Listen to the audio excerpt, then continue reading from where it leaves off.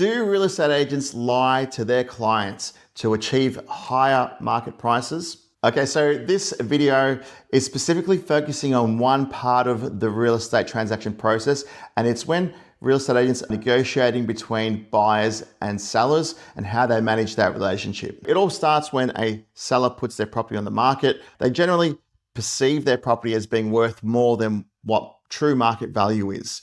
And on the other hand, you've got a buyer with a bag full of money that wants to pay a fair and reasonable price for a property, but in almost all scenarios, they want to get a deal and pay less than the true market value. And there, in essence, is the problem. You've got two parties that kind of want what each other have, but the problem is they just can't agree on price.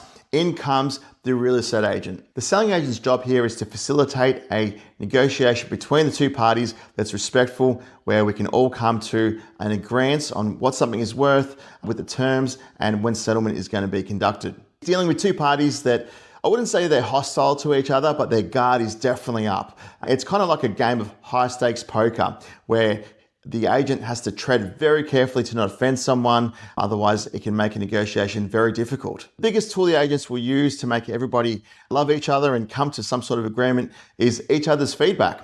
So for example, you've got a vendor that thinks his house is worth a certain price that's above market value. The agent will spend a lot of the feedback during that campaign, their weekly feedback, when he tells the seller about everything they've done through the week, how many buyers they've had through.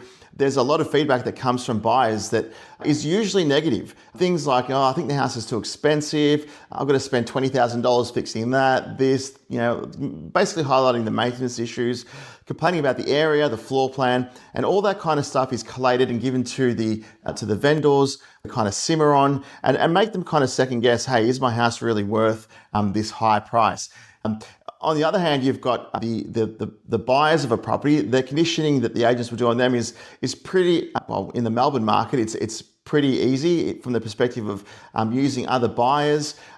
Generally, when I speak to agents and I'm trying to buy something, they're constantly telling me they have offers on property. So there's one that's a dead giveaway. They've always got an active buyer on a property, even if the property's been sitting on the market for 60-something days. They've always seemed to have a buyer on a property.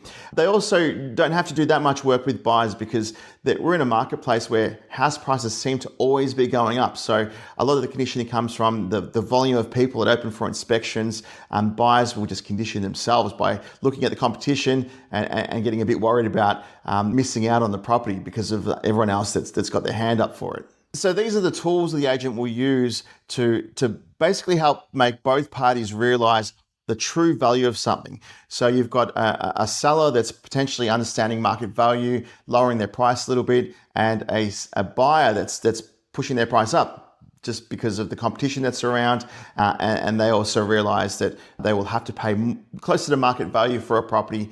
So in this scenario, are the real estate agents really lying? I mean, all they're doing is sharing information from one party to another. And I think the gray area comes in is when that information isn't 100% transparent, when it is selective, and when it's, I guess, being used in a certain way to achieve a certain result. When I was a selling agent, it reminded me of attributes of how politicians spin stories to deliver a certain message to get a certain particular type of result from their voters. And real estate agents, in my opinion, operate in the same kind of way. Now, how a buyer's agent will leverage this is they have negotiated hundreds of deals. They used to be real estate agents. They used to go through this whole process of selling and dealing with buyers and sellers. And that process can be easily leveraged to any buyer's agent that knows and understands how to use it in their favor.